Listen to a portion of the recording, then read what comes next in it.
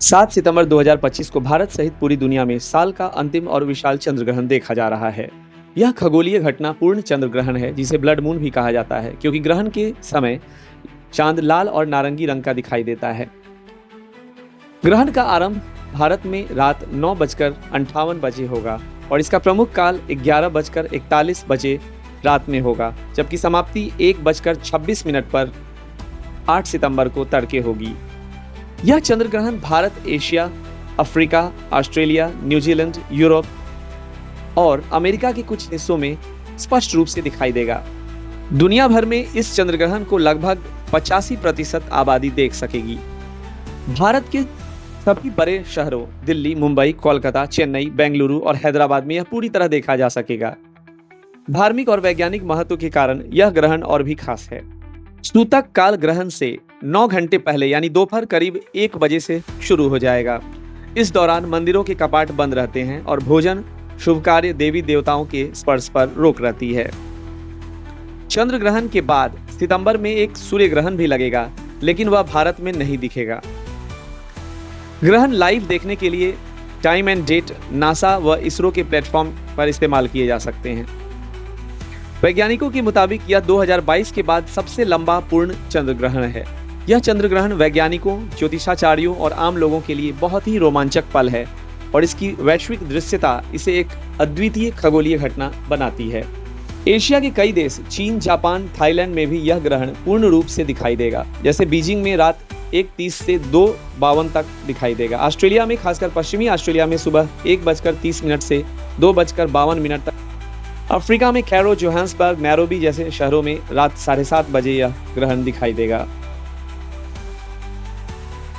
Europe में London, Paris, Berlin, Athens जैसे शहरों में भी यह चंद्र ग्रहण दिखाई देगा। हालांकि कुछ जगहों पर चंद्रमा ग्रहण की स्थिति में उदय होगा, जैसे लंदन में शाम 7:30 से 7:52 बजे तक।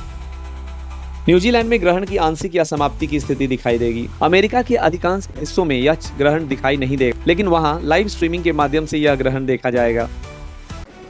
दिल्ली में चल रही बीजेपी की 2 दिवसीय कार्यशाला में प्रधानमंत्री नरेंद्र मोदी पिछली पंक्ति में बैठकर एक आम सांसद की तरह शामिल हुए। यह कार्यशाला उपराष्ट्रपति चुनाव की तैयारी और सांसदों को मतदान प्रक्रिया की जानकारी देने के लिए आयोजित की गई है। प्रधानमंत्री मोदी ने पीछे की पंक्ति चुनकर पार्टी कार्यकर्ताओं के बीच आम सभा का हिस्सा बनने का संदेश दिया है, जो उनकी सादगी और जुड़ाव को दर्शाता है। इस दौरान सांसदों ने पीएम मोदी को हाल के जीएसटी सुधारों के लिए बधाई दी और उनके नेतृत्व की सराहना की। यह कार्यक्रम दिल्ली के जीएमसी बालयोगी ऑडिटोरियम में हुआ, जिसमें पार्टी के नए और अनुभवी सांसद शामिल हुए। दिल्ली में यमुना का जलस्तर घटा, लेकिन संकट अभी भी जारी है। पुरानी रेलवे ब्रिज पर जलस्तर 206.36 मीटर दर्ज किया गया। बाढ़ जैसे हालात अभी भी बने हुए हैं। प्रशासन सतर्क है। राहत एवं बचाव कार्य लगातार चल रहे हैं।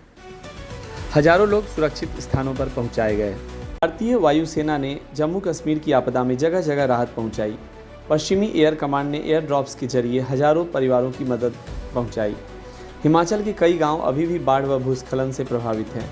5.9 टन जरूरी सामग्री गांव में गिराई गई। स्थानीय प्रशासन की मदद से बचाव अभियान तेज हुआ। सेना के हेलीकॉप्टर रेस्क्यू मिशन में लगे। बच्चों, बुजुर्गों की सुरक्षा पर ध्यान दिया गया। राहत शिविरों में स्वच्छता व दवाई उपलब्ध कराई गई।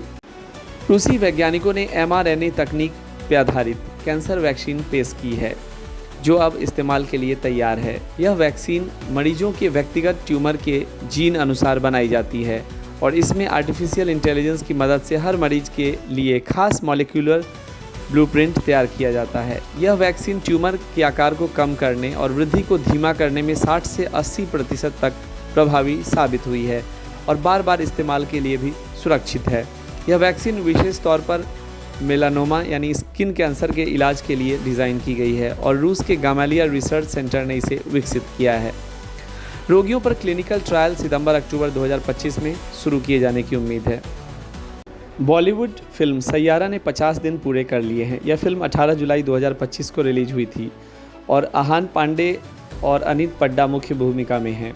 इस फिल्म में बॉक्स ऑफिस पर ज़बरदस्त धमाल मचाया है और अब तक दुनिया भर में करीब 568 करोड़ रुपए की कमाई कर चुकी है। 50 दिन पूरे होने पर आहान पांडे और अनीत पड्डा ने सोशल मीडिया पर पोस्ट शेयर कर दर्शकों को धन्यवाद दिया।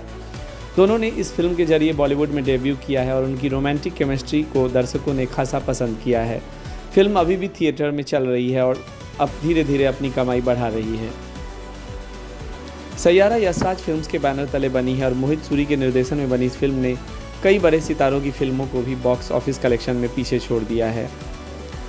सैयारा की 50 दिन की सफलता बॉलीवुड में एक बड़ी कामयाबी मानी जा रही है और इसे दर्शकों का खूब प्यार मिला है। अक्षय कुमार ने पंजाब में आई भीषण बाढ़ से पीड़ित लोगों की मदद के लिए 5 करोड़ रुपए की बड़ी मदद दी है। उन्होंने इसे दान नहीं बल्कि अपनी सेवा बताया है। अक्षय कुमार का कहना है कि जब भी उन्हें ज़रूरतमंदों की मदद करने का मौका मिलता है वो खुद को धन्य महसूस करते हैं। रूस ने यूक्रेन पर रात भर 805 ड्रोन दागे और 13 मिसाइलें लॉन्च की। यूक्रेनी एयरफोर्स का ऐसा दावा है।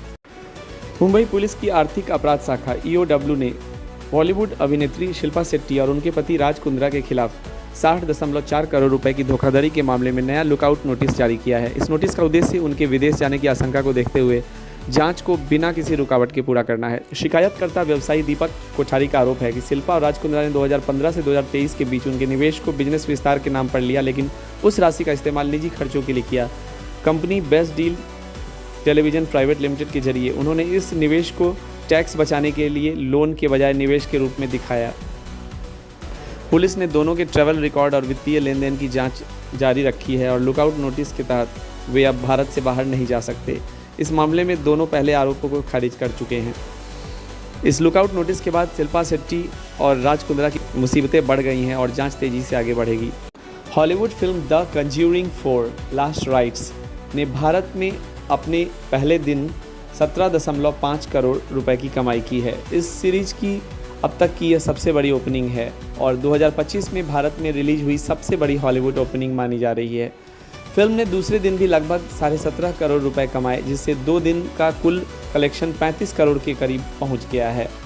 यह हॉलीवुड हॉरर फ्रेंचाइजी की 9वीं फिल्म है और भारत में अब तक की 7वीं सबसे अधिक कमाई करने वाली बॉलीवुड हॉरर फिल्म बन चुकी है। फिल्म ने टॉम क्रूज की mission impossible the final reckoning को भी पीछे छोड़ दिया है। फिल्म का निर्देशन माइकल चैवेज ने किया है और यह एड और लॉरेन वॉरन के आखिरी केस पर आधारित है। यह फिल्म हॉरर सीरीज का समापन माना जा रहा है और इसे दर्शकों से अच्छा रिस्पांस मिल रहा है।